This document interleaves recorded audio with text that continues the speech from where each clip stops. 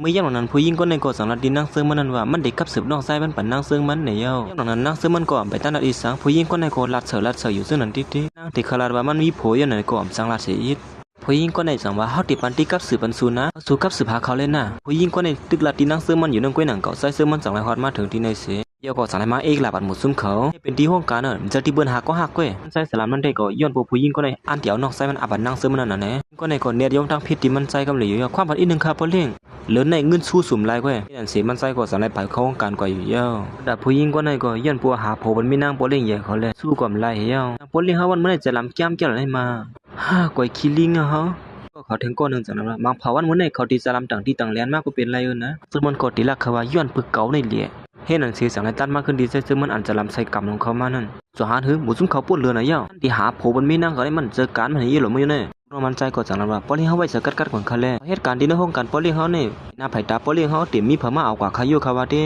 ว่าเขาเรียนจอมปืนสีตาในก็มันดึงอยู่ที่ในสายตาปอเลี้ยงเขาไว้เขาเลยมันใจก็จังนั้นว่าเฮ็ดจังไหนตื่นไรละก็ที่เฮ็ดให้หมูซุ่มเขาหูเฮมีนางเขาเตะหน้าเฮือนอยู่ในนั้นมันใจก็จังไรสาวลูกน้องมันอันอยู่ที่เฮือนนั่นเสียเขาเฮ็ดพักมาส่งมันนั่งซึ่งมันนั่นอยู่เย้ากลางพันเต็งเขาเสนอก็อ่างเตะกว่ากินข้าววันเสียอันเตะมาห้องนั่งซึ่งมันมาเลยนะเฮากว่ากินข้าววันกันนั่งซึ่งมันก็สั่งว่าเฮาเลยยินว่าเขาพักที่ในวันนั้นในว่าก็เฮาเตะกว่าจะหมูซุ่มสู้นะเหมือนหมูซุ่มเขาอ่างเตะกว่ากินข้าววันอยู่นั่นค่อยหนังเก่าอย่างนั้นคนเจ้าตีเฮือนอันใจเจอมันสั่งนั่นก็จังไรฮอดมาถึงที่ในค่าคนยิ่งอ่อนเขาพักกลางวันสู้เขาห้องว่าหือก็คนเหตุการณ์เฮือนั้นก็จังว่ากินวันๆข้าวได้หน้าข้าตีกว่าปันปอเลี้ยงเหยื่อเที่ยงเมื่อย่ำนั้นถึงตีคนเหตุการณ์เส้นในจะก่อจังลัดที่นั่งซึ่งมันว่าโอ้โหซูเปอร์มิโซโพยลงนี่สุเนมไงเต้ลงอ่อนกันมาลัดหยอกที่นั่งซึ่งมันนั่นอยู่เย้าคนที่เหตุการณ์ที่ในเฮาอีดึงรู้ว่าเขาเป็นเผ่าในนั่น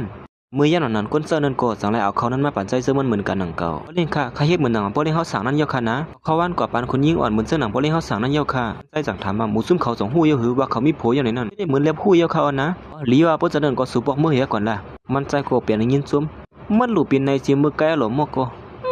เมื่อย่ำนั้นตอนถ่านั่งซึ่งมันก็กูบนหัวมันนั่งเป็นเมียลังปอเลี้ยงเหยื่อนั่นเลยสังลัดว่าเสมือนซึ่งหนังหมูซุ่มสูวนนะล้วนเขาห้าว่าคนยิ่งอ่อนในนั่นย้อนปัวลองตั้งมันเป็นซึ่งไหนเนี่ยตั้งไปด้านลัดผู้ยิ่งก็ในสังลัดขึ้นมาว่ามันเป็นคนอันส่งตั้งกินมาเสียเขามาลัดหยอกเล่นสูนั่นนอป้อไหนก็ว่าอยู่เลยพอย่ำนั้นแต่ก็เขาส่งตั้งกินมาเนี่ยหาคนส่งตั้งกินนั่นมาลัดซึ่งในที่เขาเหมือนกันหนังเขาอ่อนกินข้าวมุ้นเฮเลยวันในวันนั้นมันนางกดจังไรอากดจังหมูซุ่มเขาซึ่งในเฮียใช่ว่าอันหมูซุ่มสุรัตนั่นพี่สีในกดจังลัดติมานางมาเพราะฉะนั้นก็สู้กินข้าวสู้ก่อนแล้วเขาเด็กกว่ากินข้าววันเขาก่อนเพราะนั้นบายบายไว้เสียหมูซุ่มเขาซึ่งในปลายป่วนออกกว่าย้อนนั่นก้อยหนังเก่านางก็สั่งให้ซกพงมันขึ้นมาเสียเต็มกว่าหาใส่ซึ่งมันนั่นน้ำมาปะก้นเจอมาส่งเขาวันไหนก็เขาวางไว้ตั้งเติร์นั่นเลยนะเฮาติดลงเอาก็เหลวก้อ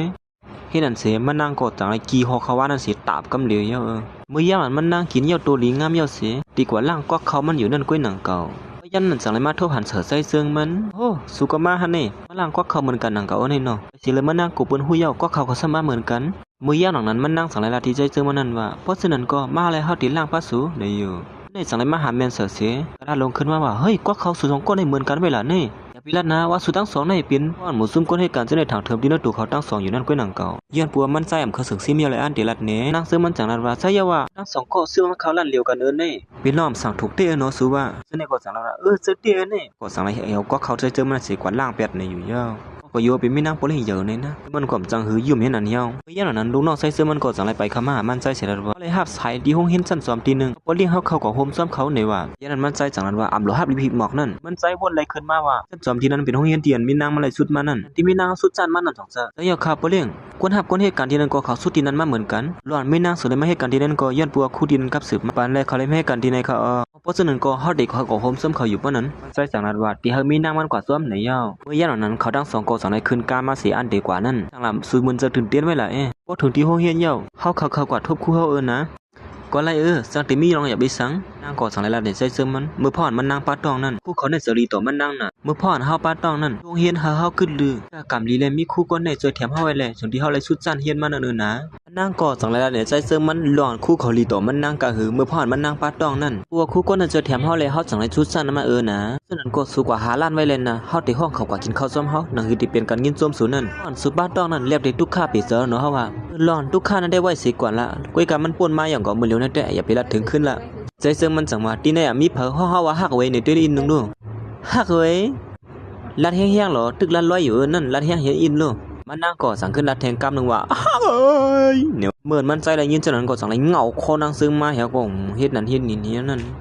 เขาตั้งสองก็เฮ็ดจึงได้ก็หาเนี่ยครับเฮ็ด นั่นสิสังไลตันมาดีปังป้อยตีนโฮงเฮียนนั่นเมื่อเร็วนี้เฮาคาพินบอกปอเลี้ยงหลวงสุขของห้องกันอย่าขึ้นมาหมอกลัดเขากำบันดีเหนือเขียงในเสียกำคาอ๋อตัวมือหับตอนคะแลตัวมือหับตอนคะแลย่ำหนังก็หนังเก่าใจเสื้อมันก็สังไลขึ้นมาหมอกลัดเขาความตีเหนือเขียงในแต่นางเสื้อมันก็กลุ่มบ้วนมือพ่อนเขาเฮียในตีกันอยู่นั่น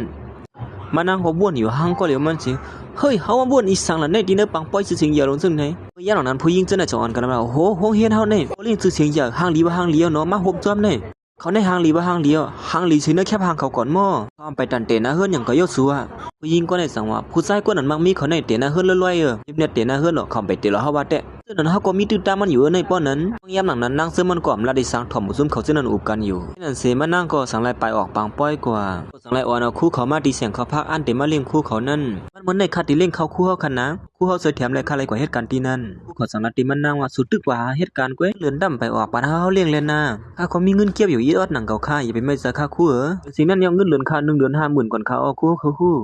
อย่าไปว่าบ้านเหมือนในคาละเลี้ยงคู่เฮาต่อสู้ก็เลยก่อนเขาเหมือนคู่เขาเลยยินเจ้านั้นก็เป็นอันตกเสือลงกว่าเงินเดือนเป็นเรือน50,000นี่นะเหตุการณ์ซื้อโยอยู่ฮะนี่นางก็สั่งรายรัดเนี่ยคู่เขาว่าเป็นผู้แต้มไม้บ่เลี้ยงเยอะในเยอะเงินเดือนผู้แต้มไม้ก้วยไล่เป็นเรือน50,000กว่าฮะในมาสั่งมันเป็นไรนำล่ะเขาก็สั่งปันฟังมันนางว่าอย่าไปเส้นทางผิดนะยิ่งอ่อนอย่าไปไม่ใส่ค่าคู่ไปผิดค่ะพวกเขาปิดก็ปิดงับโขงซะแนวเขาเมื่อย่ำหลังนั้นใต้ก็โฮมสั้นมันนางก็สั่งรายฮอดมาถึงที่ในเสียเฮ้นั่นเป็นเขาเหือแล้วนั่นอ่านป้อตั้งมาว่านั่นน่ะนั่นเขาก็สั่งรายอ่อนกันค่ะคู่ก็เรียนนางซึ่งมันนั่นอยู่ยาวก้วยกาซื้อหือก็ยาวคู่เขาก็สั่งละตีมันนางว่าเฮาติเลี้ยงก้วยเนี่ยอยู่หูซึ่งเขาซึ่งในก็สั่งอ่อนกันลัดขึ้นมาว่าคู่เฮาค่ะเฮาว่าได้ค่ะเขาเลี้ยงค่ะแลเขาเลยยินมาว่าเขาก็เหตุการณ์ที่ห้องกันใหญ่นั่นในวันนั้นก้วยกาซื้อหือก็ยาวอ่อนตั้งไปเต็นนะเฮิรนสิป้าตอนแต่มันบ่คางลิสิก็หือเนาะเฮาว่าสูหูอยู่หั่นในว่าสูมีลูกในนั้นมันนางก็สั่งขึ้นว่าหู้อยู่ก้วยเป็นสังหลาคนมีลูกในเหตุการณ์ไรฮะเมื่อย่ำหลังนั้นหมูซุ่มเขาซึ่งในก็สั่งอ่อนกันลัดขึ้นมาแทงว่าโอ้กัดแขนเตี้ยวว่ะมีลูกเยี่ยวก็ถึงที่กว่าอ่อยผู้ชายอะไรอยู่เนาะดีอามาเขาก็สั่งไล่ลัดซอยมันนางเขากว่าเหตุการณ์ที่นั่นลองตั้งน้ำกัดเขาก้วยอ่ำไล่ปืนอีเพอสิกว่าเหตุการณ์ก้วยผู้หญิงก็ในก็สั่งว่าสุยมเจ้าเลยอยู่ห้าว่าสวมเอาอีสังเรียกเสียเลยเข้าเหตุการณ์ที่นั่นสวมลัดอีสังซึ่งในแต่ผมว่าสุยมห้าในโนป้อนนั้นยันผู้หญิงก็ในก็สั่งนั้นว่าเลี้ยวว่าเพราะฉะนั้นมันเหมือนในเจ้าของห้องกันใหญ่ก็ตีมาบอกลัดข้อความดีในเหมือนกันพวกเขามาดีในเขาเปิดถามด้วยเขาโนป้อนไหนพวกเขาหัวอันเขามาให้การซ่อมเลยอ่ำเจ้าลองฝึกซึ่งเขาเสนในแต่ตีย่าลืมออกการมาห้างฮาวาเต้คู่เขาก็สั่งลัดทีหัวซุ่มเขาเท่านั้นว่าก่อนหับเขาให้การนั่นก็เป็นโปลิเยอร์นั่นก็โปลิเยอร์หับเขาให้การในกว่านั้นควรจะในเลี้ยมเนาะเขาเป็นผู้แต้มไม้โปลิเยอร์หมุซุ่มหู้แน่เมื่อในก็เขามาซ่อมกันก่อนในสุขหู้ยันผู้หญิงก็ในก็สั่งลัดลงกันมาแทงว่าเฮียนจันเหลียวกันเกมจะให้ในสั่งตั้งหมอเขาซ้ำเป็นหมอเนาะหมออ่อยผู้ใจเตี้ยวว่าเขาดำหมอเหมือนเขาก่อนนั่นเวลาเจ้านั้นเสียก็เรียนนางซึ่งมันนั่นอยู่ยาวตัวอย่าไปย่องอ้ามอยู่ยาวละเขาว่าเต้ก้นเหมือนเจ้าหนังเขาเนี่ยโปลิเยอร์ตื้นน้ำเล็บซ้ำแล้วก้นเจ้าหนังเขาเนี่ยว่าเขาอ่อยก็คือก็ยาวละเขาว่าเดี้ยเพราะว่าเปิ้นคาดหานยาวกว่าเปิ้นตีนนักเปียเที่ยวก้นเจ้าเนี่ยเมื่อย่ำหลังนั้นก้อยหนังเขาใส่เสื้อมันก็สั่งไรฮอดมาถึงที่ในเหมือนหมุดซุ่มเขาเลยหันใส่เสื้อมันนายก็เป็นอันตกเสือลงกว่าโอ้ยโปลิเยอร์มาตีในเนาะเลี้ยมบาเลี้ยมากินข้าวซ้ำเฮาใจไหนเนี่ยเป็นเจ้าของห้องการอย่าลงในนะมากินข้าวซ้ำเฮานี่ดีอ้ามเตี้ยเขาว่า